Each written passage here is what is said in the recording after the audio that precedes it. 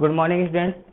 आज हम लोग कंटिन्यू करेंगे 3D ज्योमेट्री। इससे पहले 3D ज्योमेट्री में हम लोगों ने डायरेक्शन कोसाइन और डायरेक्शन रेशियो के बारे में पढ़ा था, और वहाँ पे हम लोगों ने डायरेक्शन कोसाइन डायरेक्शन रेशियो का रिलेशन पढ़ा था। दो लाइन आपस में पैरेलल है तो डायरेक्शन कोसाइन का डायरेक्शन रेशियो का क्या रिलेशन आएगा, दो लाइन आपस में परपेंडिकुलर है तो कैसे आएगा, उनके बीच का डायरेक्शन कोसाइन या डायरेक्शन रेशियो का रिलेशन कैसा आएगा।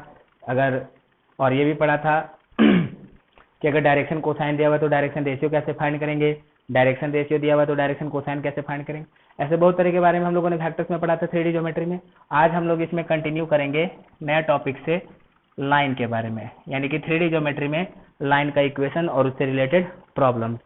तो इसमें एक चीज जरा ध्यान दीजिए कि अगर हम लोग कभी भी ऐसे पॉइंट की बात करते हैं, अगर हम लोग पॉइंट की बात कर रहे हैं तो हम लोग बात कर रहे हैं पोजीशन वेक्टर, है ना। अगर पोजीशन वेक्टर दिया हुआ है तो समझिए कि हम कोई पॉइंट की बात कर रहे हैं ओरिजिन के रेस्पेक्ट में, यानी कि विद रेस्पेक्ट टू ओरिजिन। ये बातें मैंने आप लोगों को पहले भी बताया है। और अगर हम लोग कोई ऐसे वेक्टर बोल रहे हैं ओनली, तो वेक्टर बोल रहे हैं मतलब कि ऐसे कोई दो पॉइंट को या दो से ज्यादा पॉइंट को मिलाने वाला कोई लाइन है। वेक्टर मतलब कि कोई एक ऐसा वेक्टर है, ठीक है। अब जैसे कि सपोज कीजिए कि हम इसको कोई इसमें इसको हमने कोई बोल दिया ये कोई वेक्टर है, ऐसे सपोज दैट। और ये मान लो हम कोई पॉइंट लेते हैं, ये कोई हमने क्या लिया, पॉइंट लिया, तो ये पॉइंट का पोजीशन वेक्टर क्या होगा, ये वाला इस पॉइंट का पोजीशन वेक्टर होगा। तो यानी कि वेक्टर बोला तो यानी कि एक कंप्लीट वेक्टर किसी भी तरीके से हो सकता है, और पॉइंट बोला तो पोजीशन वेक्टर, ठीक। इस बात को ध्यान में रखेंगे। तो इसमें हमारे पास सबसे पहला इक्वेशन आता है, हमें सबसे पहले बताना है equation of a line parallel to a given vector, मान लो b है, and passing through a point. तो मान लो कि जो पासिंग थ्रू जो पॉइंट है, मान लिया इसका पोजीशन वेक्टर हम लोग a ले लेते हैं। यानी कहने का मतलब ऐसा है कि सपोज दैट ये हमारे पास कोई वेक्टर b है, ठीक। और ये मान लीजिए कोई लाइन है जो कि इस वेक्टर के पैरेलल है, और ये जो लाइन है ये किसी पॉइंट से पास कर रहा है, उस पॉइंट का जो पोजीशन वेक्टर है वो a है, और वो इस वेक्टर के पैरेलल है। तो हम लोग इस लाइन का क्या इक्वेशन लिखेंगे। तो ऐसा करते हैं कि हमारे पास लाइन है, इस लाइन पे इनफाइनाइट पॉइंट हो सकते हैं। तो मान लेते हैं हम अपने मन से इस पे हमने कोई पॉइंट ले लिया, सपोज करो कि हमने इस पे कोई पॉइंट ले लिया, और मान लेते हैं ये पॉइंट, सपोज करो कि हमने कोई पॉइंट ले लिया x, y, z ले लिया। सपोज करो कि इस लाइन पे अपने मन से कोई x, y, z पॉइंट ले लिए, तो इस पॉइंट का पोजीशन वेक्टर कितना आ गया, सपोज करो कि r ले लेते हैं, है ना। मान लिया कि हमने r ले लिया इसको x, y, z का। तो अब जरा देखिए कि सपोज करो ये a है और ये b है, ये लाइन है, इस लाइन पे इनफाइनाइट पॉइंट आएगा, और ये लाइन इस वेक्टर के पैरेलल है, और ये लाइन इस पोजीशन वेक्टर a से पास कर रहा है। ये जो a है इसका पोजीशन वेक्टर a है, मान लेते हैं यहाँ से पास कर रहा है, इसके पैरेलल है। तो इस लाइन पे इनफाइनाइट पॉइंट्स आएगा। हम अपने मन से कोई पॉइंट ले लिए x, y, z, और मान लेते हैं कि उसका पोजीशन वेक्टर क्या है, r है ना, पोजीशन वेक्टर r है ये। तो अब जरा देखिए कि जब ये लाइन इसके पैरेलल है तो ये जो AB होगा वो भी इस वेक्टर के पैरेलल हो जाएगा। यानी कि क्या पता चल रहा है कि vector AB is parallel to vector B। और हम लोगों ने क्या पढ़ा है कि अगर दो वेक्टर आपस में पैरेलल है तो एक वेक्टर को some scalar into another vector लिख सकते हैं। देयरफॉर हम लोग लिख सकते हैं AB equals to some scalar into B, और वेक्टर AB बराबर कितना लिखेंगे, पोजीशन वेक्टर ऑफ B यानी कि R minus position vector of A, this is lambda B, यानी R इक्वल टू कितना आ गया, A प्लस लैम्डा B, यानी कि this is the equation of line. अब यहाँ पे तुमको ये थोड़ा कंफ्यूजन करता है कि हम ये इक्वेशन ऑफ लाइन लिख रहे थे और यहाँ पे हम इसे R लिख रहे हैं, और ये R तो क्या है, ये पोजीशन वेक्टर है। तो हमको इस लाइन का इक्वेशन कैसे मिल रहा है, ये इक्वेशन आखिर इस लाइन का इक्वेशन कैसे बता रहा है। यहाँ पे ये थोड़ा सा कंफ्यूजन क्रिएट करता है कि हमने वेक्टर R वेक्टर लिख दिया, हमने ये R वेक्टर लिख दिया, तो यहाँ पे ऐसा लगता है कि हम इस R वेक्टर का इक्वेशन लिख रहे हैं, है ना। लाइन का इक्वेशन कैसे आया, तो जरा देखिए ये जो इक्वेशन है ये एक तरीके से आप समझिए कि पैरामेट्रिक फॉर्म में है। ये स्ट्रेट लाइन का इक्वेशन है लेकिन ये ऐसे पैरामेट्रिक फॉर्म में है, यानी कि जैसे हम लोग लोकस निकालते थे ना कि भाई किसी पॉइंट का लोकस बताइए, कुछ रिलेशन दिया जाता था, लोकस निकालना होता था। तो आप उसी तरीके से समझिए इसका कि लोकस के फॉर्म का या फिर ऐसे पैरामीट्रिक फॉर्म का आप उस टाइप में समझने की कोशिश कीजिए। देखिए कि ये हमारे पास ऐसे कोई लाइन है, इस लाइन पे इनफाइनाइट पॉइंट्स होगा, यहाँ पे भी हो सकता है, यहाँ पे भी हो सकता है, यहाँ पे भी हो सकता है, यहाँ पे भी हो सकता है। हम कहीं पे भी एक पॉइंट ले लिए अपने मन से, हम अपने मन से कहीं पे भी एक पॉइंट ले लिए और उसका पोजीशन वेक्टर r बता दिया, ठीक है, और ये इसके पैरेलल हो गया, तो ये r का इक्वेशन आ गया। तो इसका मतलब क्या पता चल रहा है कि जितने भी पॉइंट्स इस रिलेशन को होल्ड करेंगे, मान लो position vector r equal to a plus lambda B, मतलब कि जितना भी पोजीशन वेक्टर जो इस चीज को होल्ड करेगा वो इसी लाइन पे आएगा। हमने लिख दिया r equal to a plus lambda, अपने मन से हमने यहाँ पे कोई पॉइंट ले लिया और अपने मन से कोई पॉइंट लेकर के हमने वेक्टर बना लिया और ये वेक्टर इसके पैरेलल है, तो हमने स्केलर मल्टीप्लाई कर दिया तो r बराबर इतना आ गया। तो ये क्या शो कर रहा है कि ऐसे जितने, अब जैसे कि देखिए लैम्डा का वैल्यू हम लोग अलग अलग लेंगे, लैम्डा 0 लेंगे तो ये पॉइंट आया, लैम्डा 1 लिए तो हो सके ये पॉइंट आ गया, मान लिया लैम्डा -1 ले लिया तो हो सके ये पॉइंट आ गया। ऐसे हमको अलग अलग लैम्डा के लिए इस पे अलग अलग पॉइंट्स मिलेंगे। तो ऐसे जितने भी पॉइंट्स जो इस रिलेशन में आ जाए, इसका मतलब वो सब इसी लाइन पे होगा और वो लाइन इसके पैरेलल होगा, यानी इस टाइप में इसको समझना है। यानी कि ये पोजीशन वेक्टर ही बता रहा है, मतलब कि ये क्या बता रहा है कि इस लाइन पे आने वाले अलग अलग पॉइंट्स के बारे में बता रहा है।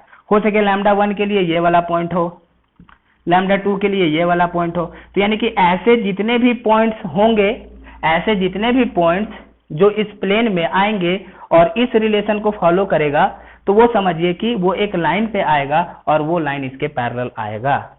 ये शो कर रहा है ये इक्वेशन, समझ में आया?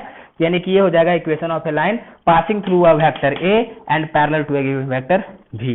तो ये हम लोगों ने जो इक्वेशन लाइन लिख दिया किस फॉर्म में लिख दिया, इसको हमने लिख दिया वेक्टर फॉर्म में। ये इक्वेशन ऑफ लाइन हमने किस में लिखा, वेक्टर फॉर्म में। अभी इसका हम लोग कोऑर्डिनेट फॉर्म में कैसे लिखेंगे,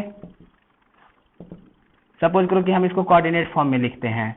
अब जैसे मान लेते हैं कि जो पोजीशन वेक्टर ए है, मान लेते हैं कि let a equal to suppose करो कि x1i plus y1j plus z1 के, सपोज करो कि हमने ए ले लिया कि ए का पोजीशन वेक्टर ऐसा है, और आर ले लेते हैं xi plus yj plus z के, है ना। सपोज करो हमने आर ले लिया। अब ये जो वेक्टर बी है, ये वेक्टर बी है, वेक्टर बी को भी हम लोग ऐसे आई जे के टर्म में लिख सकते हैं। तो सपोज करो कि हम वेक्टर बी को ऐसा लिख देते हैं, मान लो वेक्टर बी इक्वल टू, यहाँ से बी को ऐसा लिखा जा सकता है, सपोज करो अपने मन से हम लोग कुछ लिख सकते हैं A X B Y C Z, है ना।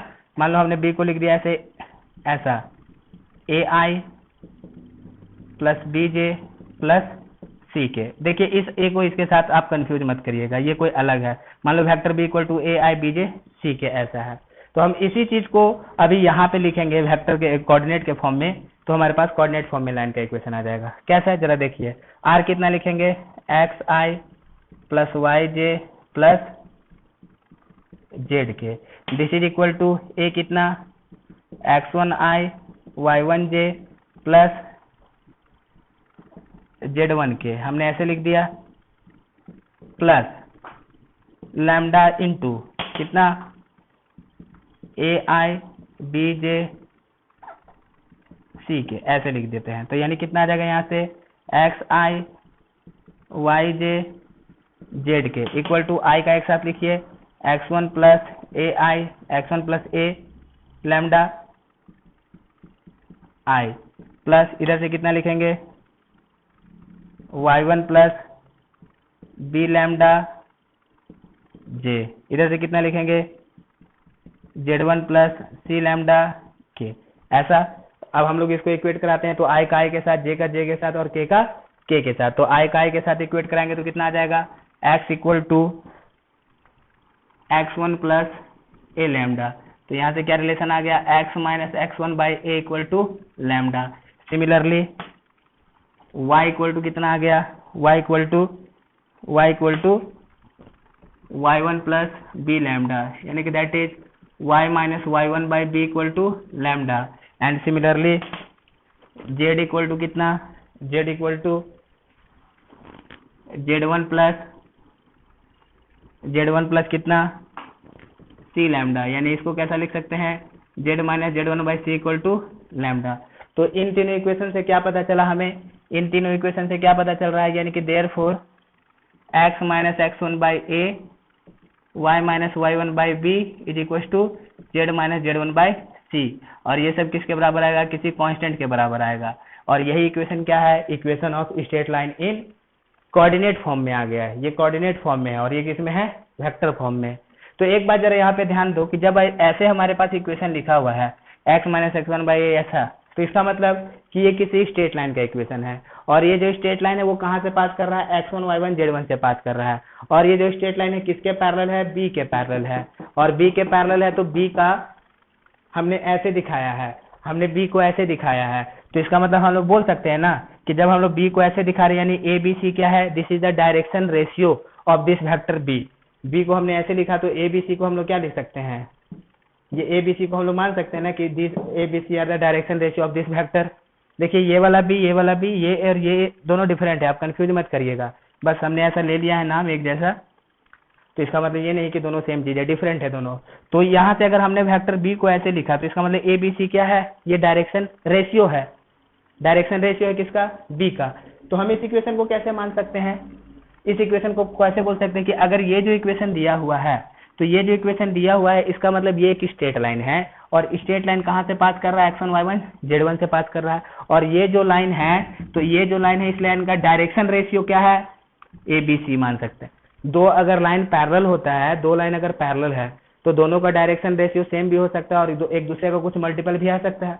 तो अगर इसका डायरेक्शन रेशियो हमने ए बी सी लिया तो हम इस लाइन का भी direction ratio A B c मान सकते हैं, है ना।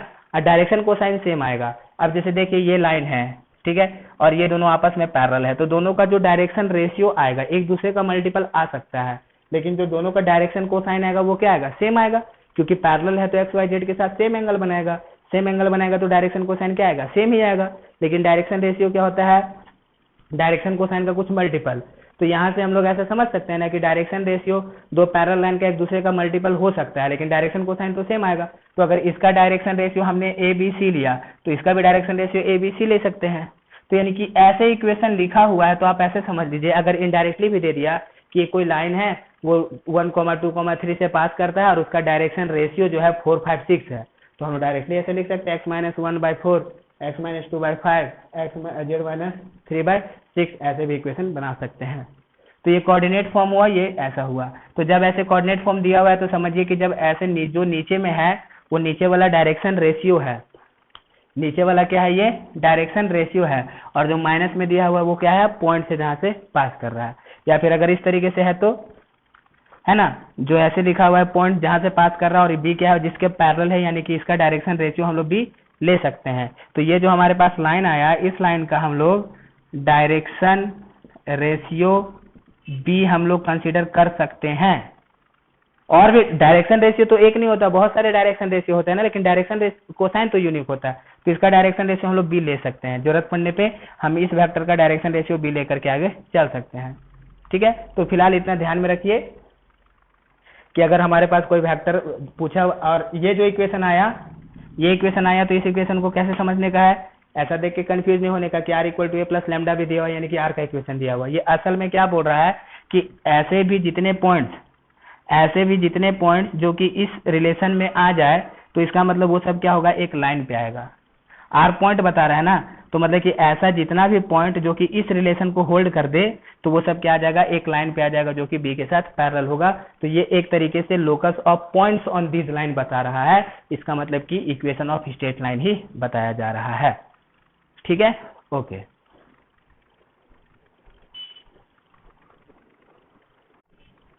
अभी नेक्स्ट पॉइंट है equation of a line passing through 2 points, यानी कि 2 पॉइंट्स दिया हुआ है, यानी कि 2 पोजीशन वेक्टर दिया हुआ है।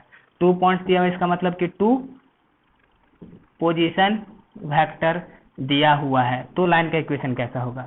तो आप ऐसे समझ लीजिए कि मान लीजिए ये कोई लाइन है, एक पॉइंट ए है और एक पॉइंट बी है। सपोज करो कि ए का पोजीशन वेक्टर है ए, और मान लो कि इस बी का पोजीशन वेक्टर है बी। सपोज करो इसका है x1 y1 z1, और मान लो इसका कोऑर्डिनेट है x2 y2 z2, और ये कोई लाइन है इन दोनों से पास कर रहा है। तो हम लोग इक्वेशन ऑफ लाइन कैसा लिखेंगे, है ना। तो तो यहाँ पे ऐसा मानते हैं कि ये कोई लाइन है जो दोनों पॉइंट से पास कर रहा है। हम अपने मन से कोई पॉइंट ले लिए, सपोज करो कि हमने अपने मन से कोई पॉइंट ले लिया C और इसका पोजीशन वेक्टर हम लोग लिख देते हैं R। सपोज दैट कि हमने अपने मन से कोई इस लाइन पे हमने अपने मन से कोई पॉइंट C ले लिया और मान लो कि जो पॉइंट C है, इस पॉइंट का जो पोजीशन वेक्टर है,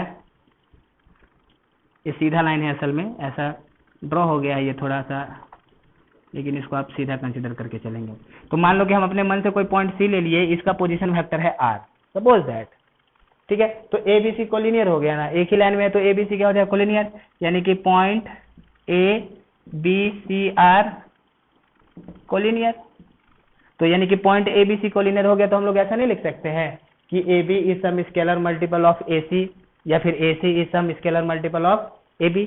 तो therefore we can write AC is equal to lambda of AB। ये तीनों तो एक ही लाइन पे आ गया, तो हम लोग AC वेक्टर को सम स्केलर इनटू AB लिखा जा सकता है, कोलिनियर है तो देयरफॉर हम लोग AC को कैसा लिखेंगे, position vector of C, position vector of C यानी कि R minus position vector of A, this is equal to lambda position vector of B minus position vector of A, यानी कि that is R equal to कितना, A plus lambda B minus A। यानी कि ये फिर से हमारे पास ऐसा इक्वेशन आ गया। अब फिर से तुमको यहाँ पे ऐसा कंफ्यूजन हो सकता है कि ये तो लाइन का कैसे आया, ये तो पोजीशन वेक्टर दिखा रहा है। तो जरा देखिए, ये पोजीशन वेक्टर ही दिखा रहा है, लेकिन यहाँ पे बात क्या है कि ऐसे जितने भी points for different values of lambda इस इक्वेशन में होल्ड कर जाएगा, वो सब का क्या होगा, वो सारे पॉइंट्स इस लाइन पे होंगे। तो अल्टीमेटली हमको ये किसका इक्वेशन मिल रहा है, लाइन का इक्वेशन मिल रहा है। हालांकि ये शो कर रहा है कि पोजीशन वेक्टर R, यानी ये किसी पॉइंट को शो कर रहा है, लेकिन ये क्या बोल रहा है कि ऐसे पॉइंट्स जो सब के सब इस रिलेशन में आ जाए, तो यानी कि all those points will lie on a line. तो देयरफॉर ये क्या हो जा रहा है, एक तरीके से लाइन का ही इक्वेशन है ना। लेकिन इसको हम लोग ऐसा मान सकते हैं कि एक तरीके से पैरामीट्रिक फॉर्म में कि पॉइंट्स बता रहे हैं, ये डिफरेंट पॉइंट्स बता रहा है। लैम्डा हम 1 लेंगे तो हो सके ये पॉइंट आ जाए, लैम्डा 2 लिए तो ये पॉइंट आ जाए, ऐसे अलग अलग लैम्डा के लिए अलग अलग पॉइंट बताएगा। और जितने भी पॉइंट है वो सब इस रिलेशन को होल्ड कर रहे हैं, तो वो क्या होगा, अल्टीमेटली इस लाइन पे आने वाले पॉइंट्स हो गए। तो इस लाइन पे आने वाले पॉइंट्स होंगे, मतलब कि क्या हो गया, वो एक लाइन ही हो गया। तो ये इक्वेशन हम लोग ऐसा बना सकते हैं, चलेगा। तो ये हम लोग के पास आ गया 2 पॉइंट फॉर्म में। ये तो हो गया वेक्टर फॉर्म में, ये तो वेक्टर फॉर्म आ गया। इसका कोऑर्डिनेट फॉर्म में हम लोग कैसे लिखेंगे इक्वेशन, कोऑर्डिनेट फॉर्म में इक्वेशन लिखते हैं। ठीक है, तो कोऑर्डिनेट फॉर्म में हम लोग अगर इक्वेशन लिखेंगे तो यहाँ से हम लोग R कितना लिख देते हैं, मान लीजिए कि हम अपने मन से यहाँ पे x y z कोई पॉइंट ले लिए थे, तो वेक्टर R कितना लिखा जाएगा, ये लिखा जाएगा xi plus yj plus z के। हम ये हमने x1 में माना है, x1i plus y1j plus z1 के प्लस b माइनस a करेंगे तो कितना आ जाएगा, अगर हम लोग इसको सिंप्लीफाई करेंगे तो b का, तो यहाँ से हम लोग ऐसे लिख सकते हैं ना, x2 minus x1i plus y2 minus y1j, इसको एक लाइन में लिखते हैं, plus lambda into x2 minus x1i plus y2 minus y1j plus z2 minus z1 के।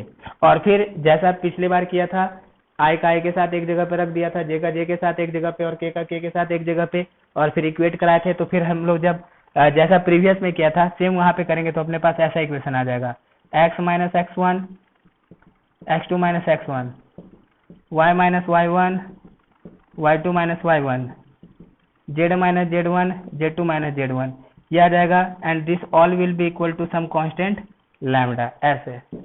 तो अब एक तरीके से हम लोग ऐसे भी मान सकते हैं कि अगर इस तरीके से इक्वेशन दिया हुआ है तो मतलब कि ये पॉइंट से पास कर रहा है, और इसको हम लोग क्या मान सकते हैं, डायरेक्शन रेशियो, है ना। अभी जैसे कि देखिए 2 पॉइंट को मिलाते हैं हम लोग, तो मैंने क्या बोला था कि अगर हम लोग 2 पॉइंट को मिलाते हैं, x1 y1 z1 और x2 y2 z2, तो 2 पॉइंट को मिलाते हैं तो इसका जो डायरेक्शन रेशियो आता है वो प्रोपोर्शनल आता है इसके।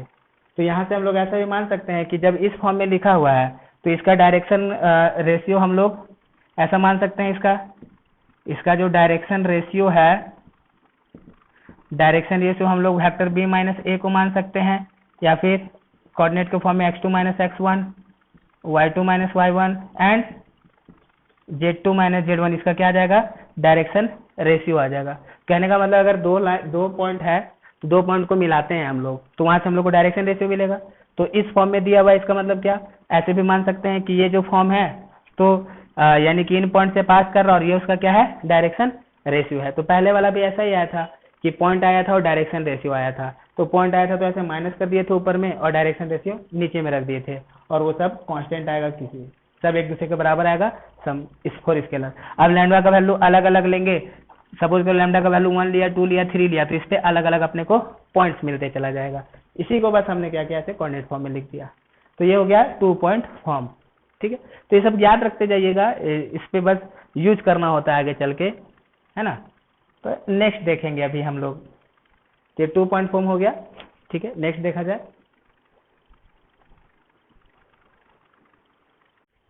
अभी नेक्स्ट पॉइंट है अपने पास एंगल बिटवीन टू लाइंस, कि अगर सपोज करो हमारे पास दो लाइन दिया हुआ है तो उसके बीच में हम लोग एंगल कैसे निकालेंगे। तो हम लोगों ने इससे पहले भी एंगल निकालने के लिए सीखा था। एक तो डायरेक्शन कोसाइन के टर्म में एंगल निकालने के लिए सीखा था कि cos theta equals to direction cosine L1 L2 plus M1 M2 N1 N2, ठीक है। और एक डायरेक्शन रेशियो के टर्म में हम लोगों ने निकालना सीखा था कि अगर A1 A2 B1 B2 C1 C2 direction ratio है तो cos थीटा कितना निकालते थे, A1 A2 B1 B2 C1 C2 upon under root A1 square B1 square C1 square into under root A2 square B2 square C2, है ना। इस तरीके से निकाला था।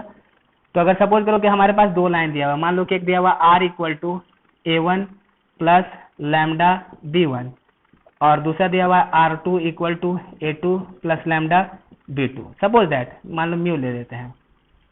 ये दो इक्वेशन है लाइन का। ये कह रहा है कि इसके पास कर रहा है यहाँ से और इसके पैरेलल है, यहाँ से पास कर रहा है और इसके पैरेलल है, इन दोनों के बीच में हम लोग एंगल बताना है। तो एक चीज देखिए, एंगल बताना है यानी ये जो लाइन है ये इसके पैरेलल है और ये जो लाइन है इसके पैरेलल है। तो इसका मतलब कि ये लाइन इसके पैरेलल, ये लाइन इसके पैरेलल, तो यानी इन दोनों वेक्टर के बीच में जो एंगल आएगा वही ना इन दोनों लाइन के बीच में आएगा।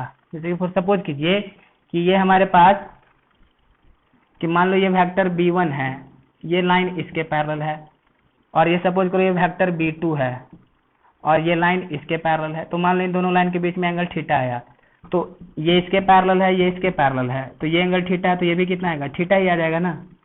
करके देख लो यार, ये दोनों पैरेलल है, ये लाइन इसके पैरेलल है, ठीक। तो ये ट्रांसवर्सल की तरह काम करेगा, ये थीटा तो ये थीटा, और ये लाइन इसके पैरेलल है तो ये थीटा तो ये थीटा। अब दोनों लाइन के बीच में एंगल थीटा आ रहा है, ठीक है। तो दोनों लाइन के बीच में एंगल थीटा आ रहा है, और वही थीटा क्या आ रहा है, जरा देखिए कि ये वेक्टर है B1 और ये वेक्टर है B2, तो दोनों के बीच में थीटा ही आ रहा है। मतलब कि दोनों लाइन के बीच में जो एंगल निकालना है, तो इसका मतलब कि हम इन दोनों वेक्टर के बीच में एंगल निकाल देते हैं। जब इन दोनों वेक्टर के बीच में एंगल निकाल देंगे तो अपना काम हो जाएगा, है ना। तो देयरफॉर हम लोग कैसा लिखेंगे, इन दोनों के बीच में मान लिया कि let angle between them is theta, then cos theta बराबर कितना, यहाँ से हम लोग अगर ऐसे लिखेंगे B1 dot B2 equal to कितना, B1 B2 कॉस थीटा, तो देयरफॉर कॉस थीटा कितना हो जाएगा, B1 dot B2 upon B1 B2, ऐसा आ जाएगा, है ना। अब यहाँ से अगर सपोज कीजिए कि अगर ये 90 डिग्री है, यानी कि if both line are perpendicular to each other, तो अगर दोनों परपेंडिकुलर टू ईच अदर है तो यानी कॉस थीटा 90 आना चाहिए। तो देयरफॉर कॉस 90 कितना हो जाएगा, 0। तो देयरफॉर कितना आ जाएगा, B1 डॉट B2 कितना होना चाहिए, 0 होना चाहिए, है ना। और अगर दोनों ये पैरेलल है तो कितना हो जाएगा, दोनों पैरेलल है तो यानी कि if both line are parallel, अगर दोनों पैरेलल है, अगर ये दोनों लाइन पैरेलल है तो इसका मतलब B1 और B2 भी आपस में पैरेलल होना चाहिए। Then B1 and B2 are also parallel, तो देयरफॉर हम लोग ऐसे लिख सकते हैं B1 is equal to some constant into B2, ऐसे भी लिखा जा सकता है, ऐसे भी हम लोग लिख सकते हैं अगर दोनों लाइन पैरेलल है तो ये जो हमने निकाला रिलेशन, ये किसके टर्म में निकाल दिया, ये हमने ऐसे डायरेक्ट ये क्या करें, जो गिवन वेक्टर है जिस वेक्टर के पैरेलल है उसके अकॉर्डिंग निकाल दिया। यहाँ से हम लोग ऐसे भी देख सकते थे कि इसका जो इसका जो डायरेक्शन रेशियो है, ये डायरेक्शन रेशियो है B1 और इसका जो डायरेक्शन रेशियो है वो क्या है B2। तो दो लाइन है, दोनों लाइन का हम लोग को डायरेक्शन रेशियो पता है, तो डायरेक्ट एंगल ऐसे भी निकाल सकते हैं हम लोग। मतलब कि आपको हो सके ऐसा फॉर्म ना देकर के ऐसे बोल दिया कि भाई दो लाइन है, दो लाइन का डायरेक्शन रेशियो दिया हुआ है तो एंगल बताइए, डायरेक्शन कोसाइन दिया हुआ है तो एंगल बताइए। तो प्रीवियस भी पढ़ चुके हैं, तो ये कोई डिफरेंट नहीं है ना। बस यहाँ पे अगर इस तरीके से लिखा हुआ है, इस तरीके से लिखा हुआ है तो बस समझ के चलिए कि स्ट्रेट लाइन है और ये लाइन इसके पैरेलल होगा, ये लाइन इसके पैरेलल होगा। अब वहां से जब दोनों के बीच में एंगल निकालना है तो दोनों के बीच, इन दोनों के बीच में एंगल निकाल दीजिए, अपना काम हो जाएगा। तो ये तो हमने ऐसे निकाल दिया वेक्टर को लेकर के। अब सपोज करो कि मान लो ऐसा रहता है कि मान लो कि हम B1 ले लेते हैं, मान लो B1 ले लेते हैं x1i plus y1j plus z1 के ले लिया, और मान लो B2 ले लेते हैं x2i प्लस, ऐसा नहीं, मान लो हम B1 वेक्टर लेते हैं a1i plus b1j plus c1 के, है ना। और मान लो B2 वेक्टर ले लेते हैं a2i plus b2j plus c2 के। सपोज दैट हमने इस तरीके से लिख दिया, मतलब कि अभी जो डायरेक्शन रेशियोज है वो भी इस तरीके से वेक्टर के फॉर्म में लिखा हुआ है। तो अगर परपेंडिकुलर है तो क्या हो गया, परपेंडिकुलर है तो b1 डॉट b2 जीरो ना, तो अगर परपेंडिकुलर है लाइंस तो क्या हो जाएगा डॉट जीरो। इसका मतलब a1 a2 plus b1 b2 plus c1 c2 बराबर कितना, जीरो। एक बार जरा ध्यान दीजिए, ये b1 सेम नहीं है, बस वैसा लिखे हैं, ये दोनों डिफरेंट है, सेम मत मान लेना, है ना। ये जीरो हो गया। और अगर पैरेलल लाइन से तो क्या हो जाएगा, b1 is proportional to b2, यानी b1 is equal to k b2 ना। तो कैसे लिखेंगे यहाँ से a1i plus b1j plus c1k is equal to k into a2i plus b2j plus c2k। यानी कि जब हम लोग इसको i का i के साथ लिखेंगे तो i का i के साथ लिखेंगे तो कितना आ जाएगा a1 इक्वल टू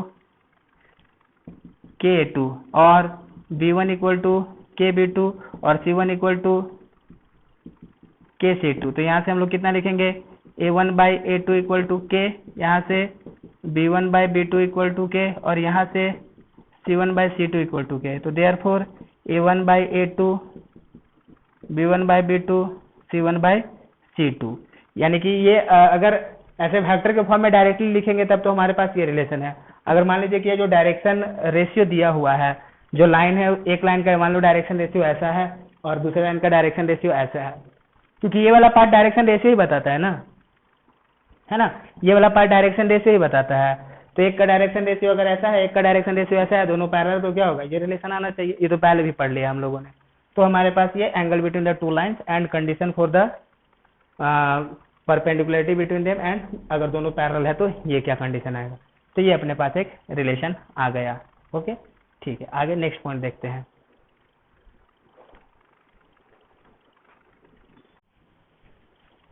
अभी नेक्स्ट पॉइंट है foot of perpendicular from A point two a given line. ऐसा करते हैं कि मान लीजिए हमारे पास ये कोई लाइन है, इस लाइन का इक्वेशन है x minus x1 by A, y minus y1 by B is equal to z minus z1 by C. Suppose करो this is equal to some constant, ऐसा लेते हैं। तो ये इक्वेशन क्या शो करता है कि ये इक्वेशन एक तरीके से क्या बताता है कि अलग अलग लैम्डा के लिए इस लाइन पे अलग अलग आने वाले पॉइंट। और मान लो कि हमारे पास ये कोई पॉइंट P है ना। सपोज करो ये पॉइंट है x2, y2, z2, ठीक। और हम यहाँ से ऐसे परपेंडिकुलर खींच रहे हैं, मान लिया कि m। अब मान लिया ये m आ गया, तो हमको m का फुट ऑफ परपेंडिकुलर बताना है कि m का फुट ऑफ परपेंडिकुलर कितना आएगा। तो ऐसा करते हैं, देखिए ये जो m है, ये m है, ये m इस लाइन पे लाई करता है, and any point on this line is related by this relation. इस लाइन पे जो भी पॉइंट्स हैं वो सब क्या है, इस रिलेशन से रिलेटेड है। तो हम लोग जैसे कि ये इक्वेशन है कि ये जो लाइन है, इस लाइन का इक्वेशन अभी कोऑर्डिनेट के फॉर्म में दिया हुआ है कि कुछ ऐसा दिया हुआ है। तो जब हम लोग यहाँ से इस पे परपेंडिकुलर खींचेंगे तो जो फुट आएगा उस फुट का क्या कोऑर्डिनेट होगा ये बताना है, ठीक। तो अभी जरा देखो, ये जो लाइन है, इस लाइन का डायरेक्शन रेशियो कितना दिया हुआ है, डायरेक्शन रेशियो ये दे रखा है कितना, ए बी सी। इस लाइन का direction ratio A B C है। And any point on this line can be taken as, ये रिलेशन है कि नहीं, ये रिलेशन है। और यही किसके बराबर आता था, किसी कांस्टेंट के बराबर आता था। लैम्डा का वैल्यू आप अलग अलग कीजिए तो आप लोग को उसमें अलग अलग पॉइंट मिलेगा। तो हम लोग यहाँ से ऐसे कर सकते हैं ना, any point can be taken on line as, कैसे, x is equal to lambda into a plus x1, y equal to lambda into b plus x2 and z equal to lambda into c x1 y1 z1। हम लोग देखिए इस line पे हम लोग कोई भी पॉइंट इस तरीके से ले सकते हैं। अरे मान लिया कि लैम्डा का वैल्यू 0 हो गया तो ये वाला पॉइंट आ गया, लैम्डा का वैल्यू 2 हो गया तो हो सके ये वाला पॉइंट आ गया, लैम्डा का वैल्यू 3 हो गया तो हो सके ये वाला पॉइंट आ गया। ये एक तरीके से पैरामेट्रिक फॉर्म में ही दिखाता है ना कि लैम्डा का वैल्यू अलग अलग कीजिए। आप लोग जैसे देखिए आप लोगों ने कोऑर्डिनेट में पढ़ा होगा equation parametric form, x minus x1 by cos theta is equal to y minus y1 by कितना sine theta is equal to r। ये पैरामेट्रिक फॉर्म था स्ट्रेट लाइन का, है ना। This is the parametric form of a straight line making angle theta with the x axis and passing through x1 y1। ठीक, अब r का अलग अलग वैल्यू लीजिए तो हम लोग इस लाइन पे अलग अलग पॉइंट्स ले सकते थे। अब हो सके r11 के लिए ये पॉइंट ले लिया, r2 के लिए ये पॉइंट ले लिया, तो उसी तरीके से है ये भी एक तरीके से पैरामेट्रिक फॉर्म की तरह। तो हमने इस लाइन पे हम लोग कोई भी पॉइंट इस तरीके से ले सकते हैं, ठीक है। तो for some value of lambda, मान लिया कि for some value of lambda हमने m का पॉइंट कितना ले लिया, यानी कि for some value of lambda, for some value of lambda, lambda के हो सके लैम्डा 1 के लिए, 2 के लिए, 3 के लिए, कहीं ना कहीं किसी वैल्यू के लिए m वाला पॉइंट मिलेगा। For some value of lambda point m can be taken as कितना, a lambda plus x1, y equal to कितना b lambda plus y1 and z equal to कितना c लैम्डा प्लस z1। तो हम लोग इसका point ले लिए कितना, ये a lambda plus x1 comma b lambda plus y1 comma c lambda plus z1, ये हमने ऐसा ले लिया, ठीक है। अब जरा देखो ये जो लाइन है इस लाइन का डायरेक्शन रेशियो ABC है। डायरेक्शन रेशियो ऑफ PM हम लोग कितना ले सकते हैं, डायरेक्शन रेशियो ऑफ PM हम लोग कितना ले सकते हैं बताइए।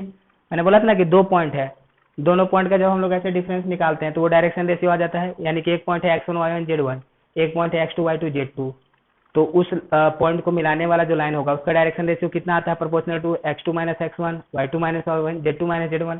तो हम लोग डायरेक्शन रेशियो ऑफ PM कितना ले सकते हैं, हम इसमें से इसका माइनस कर देते हैं कोऑर्डिनेट, इसको ले सकते हैं ना a lambda plus x1 minus x2, ठीक है, b lambda plus y1 minus y2 and c lambda plus z1 minus z2। ये हम लोग डायरेक्शन रेशियो ऑफ PM ले सकते हैं। अब क्या है, अब है PM परपेंडिकुलर टू कितना, perpendicular to line, PM is perpendicular to this line. Therefore जब दो लाइन आपस में परपेंडिकुलर होता है तो दोनों लाइन का डायरेक्शन रेशियो का प्रोडक्ट कितना हो जाता है, 0।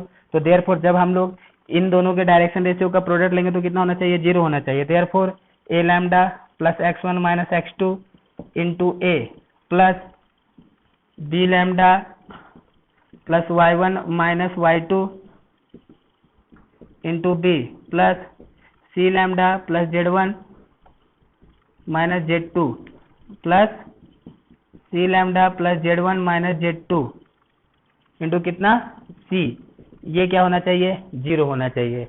तो जब हम लोग इसको सॉल्व करेंगे तो हमारे पास कोई लैम्डा का वैल्यू मिलेगा और उस लैम्डा का वैल्यू हम लोग क्या करेंगे, फिर इसमें पुट कर देंगे तो अपने को m का रिक्वायर्ड पॉइंट मिल जाएगा और फिर हमें क्या मिल जाएगा, फुट ऑफ परपेंडिकुलर मिल जाएगा। और जब जैसे फुट ऑफ परपेंडिकुलर मिल गया, अगर हम लोग को डिस्टेंस पूछा गया तो डिस्टेंस पूछा गया तो हम लोग क्या करेंगे, डिस्टेंस पूछा गया तो हम लोग ये जो डिस्टेंस फॉर्मूला है x1 माइनस x2 का square plus y1 minus y2 का स्क्वायर z1 माइनस z2 का स्क्वायर और होल अंडर रूट, वो डिस्टेंस फॉर्मूला से डिस्टेंस भी निकाल लेंगे, ठीक है। अब इसी में दूसरा पॉइंट आता है इसका रिफ्लेक्शन। अगर हमको इसका रिफ्लेक्शन निकालना है, मान लीजिए कि हमको इस पॉइंट का रिफ्लेक्शन निकालना था, तो मान लीजिए कि रिफ्लेक्शन m डैश है ना। सपोज करो कि इस पॉइंट का रिफ्लेक्शन ये m डैश है, तो अगर आपको m डैश निकालना है तो भी ये निकालना पड़ेगा। तो पहले हम लोग क्या करेंगे, अगर रिफ्लेक्शन पॉइंट निकालना है तो पहले हम लोग ये फुट ऑफ परपेंडिकुलर ही निकालेंगे। तो सपोज करो कि हमने फुट ऑफ परपेंडिकुलर के लिए ये प्रोसेस किया, लैम्डा का वैल्यू फाइंड किया, इसमें इसको पुट कर गया और मान लो हम लोग को ये पॉइंट मिल गया। अब ये पॉइंट मिल गया तो ये पॉइंट आसानी से मिल जाएगा ना यार, क्योंकि ये अपने पास मान लो x2 y2 z2 है ना। ये सपोज करो कि सॉल्व करने के बाद ये x dash y dash z dash आ गया। सपोज कीजिए कि इसका जो रिफ्लेक्शन आया ये x3 y3 z3 है ये रिफ्लेक्शन।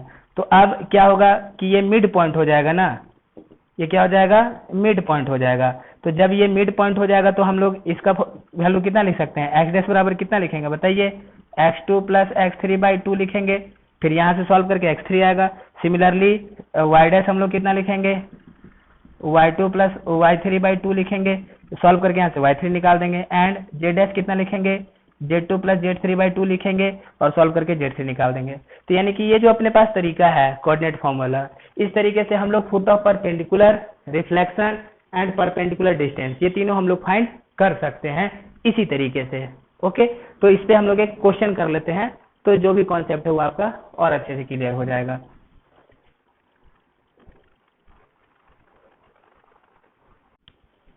यहाँ पे क्वेश्चन दिया हुआ है कि find the perpendicular distance foot of perpendicular and reflected point of this to the line, ये है ना।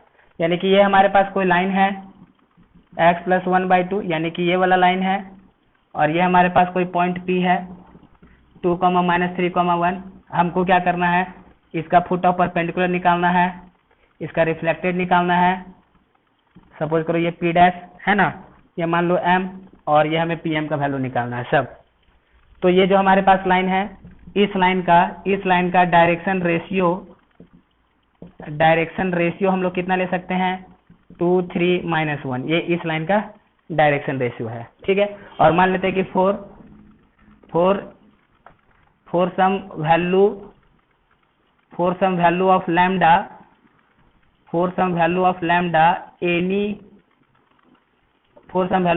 पॉइंट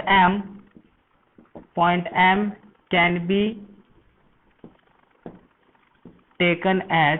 सपोज करो कि हम किसी लैम्डा के लिए M का कोऑर्डिनेट क्या ले सकते हैं बताइए, M का कोऑर्डिनेट कितना लिखा जा सकता है, इसको हम लोग ऐसे लिख देते हैं लैम्डा। तो M का कोऑर्डिनेट कितना लिखा जा सकता है, 2 लैम्डा -1 और कितना 3 लैम्डा प्लस 3। मान लिया कि कोई, जैसे कि सपोज करो ये स्ट्रेट लाइन है, ये किसी लैम्डा के बराबर होता है, लैम्डा का वैल्यू अलग अलग करेंगे तो हम लोग को इस पे अलग अलग पॉइंट मिलेगा। तो मान लीजिए किसी लैम्डा के वैल्यू के लिए हम लोग को ये M का पॉइंट मिल जा रहा है इतना। अब लैम्डा क्या है ये फाइंड करना पड़ेगा। Z कितना लिख सकते हैं, -λ-2, ठीक है। ये हमने ऐसे लिख दिया, ये M का कोऑर्डिनेट, ठीक। अब यहाँ से डायरेक्शन रेशियो ऑफ PM कितना लिख सकते हैं, कोऑर्डिनेट में से माइनस करेंगे, यानी कितना लिख सकते हैं बताइए, डायरेक्शन रेशियो 2 लैम्डा -1 -2, उसके बाद 3 लैम्डा प्लस 3 माइनस ऑफ -3, यानी कि +3, माइनस ऑफ -3 +3 एंड -λ-2 -1, यानी कितना आ जाएगा, ये 2 लैम्डा -3 और ये 3 लैम्डा प्लस 6 और ये -λ-3। ये डायरेक्शन रेशियो आ गया। किसका डायरेक्शन रेशियो आ गया, PM का आ गया। तो PM क्या है, perpendicular to the given line ना। तो PM जब इस लाइन का परपेंडिकुलर है तो दोनों के डायरेक्शन रेशियो का प्रोडक्ट कितना होना चाहिए, 0 होना चाहिए। तो हम लोग कैसा लिखेंगे, 2 lambda -3 × 2 plus 3 lambda plus 6 3 -λ-3 -1 = 0। Simplify करते हैं, 4 लैम्डा -6 प्लस 9 लैम्डा प्लस 18, ये माइनस माइनस प्लस हो जाएगा, है कि नहीं, लैम्डा प्लस 3 = 0। सॉल्व किया जाए, 4 लैम्डा 8 लैम्डा, यानी कि 9 1 10 14 लैम्डा, और यहाँ से 4 लैम्डा 9 लैम्डा 13 14 हो गया ना।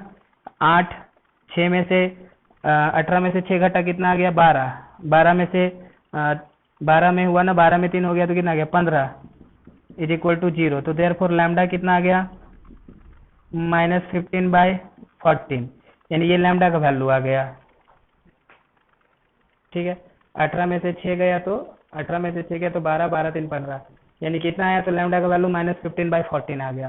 तो जब लैम्डा का वैल्यू -15/14 आ गया तो देयरफॉर कोऑर्डिनेट ऑफ m कितना आ जाएगा, यहाँ से m कितना आ जाएगा बताइए। पुट करते हैं हम लोग यहीं पे, x आ जाएगा 2 × -15/14 -1, है ना, यानी कि दिस इज इक्वल टू ये -30 -14/14, यानी कि इसको ऐसे कर देते हैं, ठीक है, रहने दो, -30 -14/14, ये कितना आ जाएगा, ये -44/14, ठीक है, ये x का आ गया। y कितना आ जाएगा, यहाँ से y सॉल्व करेंगे, 3 × -50 -45/14 + 1, यानी दिस इज इक्वल टू -45 में 14 जाएगा तो कितना आ जाएगा 1 यानी -33/14, है ना। 45 में से 14 गया तो 3 1 3 31, यानी कि -31, ठीक। z कितना आ जाएगा, -λ-2, यानी कि this is minus of minus plus, यानी कि 15/14 -1, यानी दिस इज इक्वल टू कितना 1/14। ये हम लोग को एक्स वाई जेड का कोऑर्डिनेट मिल गया। तो एक्स वाई जेड का कोऑर्डिनेट कितना आ गया, यहाँ से ये आ गया -44/14, इधर से -31/14 एंड 1/14। ये हम लोग को m का कोऑर्डिनेट मिल गया। अब m का कोऑर्डिनेट मिल गया तो परपेंडिकुलर डिस्टेंस फॉर्मूला से डिस्टेंस निकाल देंगे और इसको मिड पॉइंट लेकर के हम लोग इसका रिफ्लेक्टेड पॉइंट भी निकाल सकते हैं। तो इस तरीके से हम लोग सॉल्व कर सकते हैं इसको, ठीक। तो ये तो हम लोग कार्टेशियन फॉर्म में पढ़े, अभी हम लोग इसका फुट ऑफ परपेंडिकुलर वगैरह ये सब हम लोग पढ़ लेते हैं अभी वेक्टर फॉर्म में। अभी हम लोग फुट ऑफ परपेंडिकुलर निकालेंगे इन वेक्टर फॉर्म। सपोज कीजिए ये हमारे पास लाइन है, मान लीजिए लाइन है r = a + λb, ठीक है, और ये मान लिया कोई पॉइंट P है, इसका जो पोजीशन वेक्टर है ये अल्फा, P पॉइंट है, इसका पोजीशन वेक्टर कितना है अल्फा है, और इस लाइन का इक्वेशन ऐसा है। सपोज करो कि हमने यहाँ से ऐसे परपेंडिकुलर खींचा, ये m है। अब जरा देखिए ये जो लाइन का इक्वेशन है ये भी एक तरीके से क्या बताता है, ये इक्वेशन भी एक तरीके से लाइन पे बहुत सारे पॉइंट्स को बताता है। ये इक्वेशन क्या है कि अलग अलग लैम्डा के लिए इस लाइन पे अलग अलग पॉइंट्स, तो for some value of lambda m का क्या हो जाएगा, position vector of m can be taken as, किसी लैम्डा के वैल्यू के लिए जो m का पोजीशन वेक्टर कितना लेंगे a + λb ले लेंगे, ठीक है। और तो देयरफॉर ये m का पोजीशन वेक्टर है। ये जरा देखिए ये जो इक्वेशन है r = a + λb, ये r क्या होता है, उस पॉइंट उस लाइन पे आने वाले पॉइंट्स, यानी एक तरीके से पोजीशन वेक्टर, यानी कि अलग अलग लैम्डा के लिए उस पे अलग अलग पॉइंट्स आएगा, है कि नहीं, मतलब कि ऐसे सारे पॉइंट जो इस इक्वेशन पे आ जाए तो वो लाइन बन जा रहा है। तो किसी पर्टिकुलर लैम्डा के लिए हम लोग ये पॉइंट m ले सकते हैं ना, और वो लैम्डा फाइंड करेंगे। तो हमने कोई वैल्यू ऑफ लैम्डा, हमने पोजीशन वेक्टर इतना ले लिया, तो डायरेक्शन रेशियो ऑफ pm कितना लिखा जा सकता है, यानी कि इसका मैंने क्या बोला था कि दो पोजीशन वेक्टर का जो हम लोग ऐसे डिफरेंस निकालते हैं। मान लीजिए कोई लाइन है, दो पॉइंट से पास कर रहा है, तो दोनों पोजीशन वेक्टर का जो डिफरेंस होगा एक तरीके से उसका डायरेक्शन रेशियो होता है। तो डायरेक्शन रेशियो ऑफ pm कितना लिखेंगे, a + λb - अल्फा, ये हो जाएगा डायरेक्शन रेशियो ऑफ pm। और इसका डायरेक्शन रेशियो क्या है, इसका डायरेक्शन रेशियो है कितना, ये है b के बराबर, क्योंकि b के पैरेलल है तो इसका डायरेक्शन रेशियो b ले सकते हैं। अब जरा देखो ये दोनों लाइन आपस में परपेंडिकुलर है ना, तो pm का डायरेक्शन रेशियो और इस लाइन का डायरेक्शन रेशियो दोनों का डॉट प्रोडक्ट कितना होना चाहिए, 0। तो अभी डॉट प्रोडक्ट 0 कराएंगे तो a + λb - alpha dot b कितना होना चाहिए, 0 होना चाहिए। तो सॉल्व करते हैं इसको, ये कितना हो जाएगा, इधर से a dot b plus lambda b dot b minus alpha dot b, this is equal to 0। तो इधर से कितना आ जाएगा, जरा देखिए ये आ जाएगा lambda into B square, same vector का सेम के साथ डॉट कराते हैं तो lambda into B square, this is equal to कितना alpha dot B minus A dot B, है ना। तो लैम्डा इक्वल टू, यहाँ से अगर हम लोग बी कॉमन निकाल ले तो alpha minus A B dot alpha upon कितना, ये बी स्क्वायर, ये हमारे पास लैम्डा का वैल्यू निकल गया। और इस लैम्डा का वैल्यू हम लोग इसमें पुट कर देंगे, और इस लैम्डा का वैल्यू हम लोग इसमें पुट कर देंगे। तो हमें क्या मिल जाएगा, हमें मिल जाएगा m का कोऑर्डिनेट। और जब m का कोऑर्डिनेट मिल गया तो डिस्टेंस फॉर्मूला से डिस्टेंस भी निकाल सकते, सब भी निकाल सकते। तो देयरफॉर m का क्या आ जाएगा coordinate, therefore foot of perpendicular क्या आएगा, foot of perpendicular a plus lambda, lambda का वैल्यू कितना है, लैम्डा का वैल्यू ये है, यानी कि that is b dot alpha minus A b square, है ना, इंटू कितना बी। अब एक बार जरा यहाँ पे ध्यान दो कि अब इन दोनों के बीच में ऐसा डॉट प्रोडक्ट या स्केलर प्रोडक्ट मत समझ लेना, सिंपली ये एक वैल्यू है, डॉट प्रोडक्ट आया, एक वैल्यू आया, वैल्यू आया, यानी कि वैल्यू को केवल बी से मल्टीप्लाई कर रहे हैं। यहाँ पे ऐसा डॉट प्रोडक्ट या स्केलर प्रोडक्ट मत समझ लेना कुछ, ठीक। तो ये हमारे पास रिलेशन आ गया। तो ये रिलेशन याद करना वैसे आसान है कि नहीं, कि हमारे पास ए प्लस अल्फा भी है और ए प्लस लैम्डा भी है कोई लाइन, और मान लो कि पी अल्फा से निकालना है तो foot of perpendicular A plus ये as it is, B as it is, बस लैम्डा कितना लिख देना है, अल्फा माइनस ए, है ना, alpha minus A B dot, इतना लिख देंगे, अपना काम हो जाएगा, ठीक। तो इसको आप याद भी रख सकते हैं डायरेक्टली, नहीं तो अगर क्वेश्चन आए तो आप वैसे बाय प्रोसेस से भी सॉल्व करके आंसर तक पहुंच सकते हैं। तो नेक्स्ट क्लास में हम लोग इसके आगे कंटिन्यू करेंगे, न्यूमेरिकल्स वगैरह करेंगे, जो भी इस लाइन से रिलेटेड कुछ 2-3 इक्वेशन छूट रहा है उसको कंप्लीट करेंगे, और इससे रिलेटेड हम लोग न्यूमेरिकल्स करेंगे। ओके।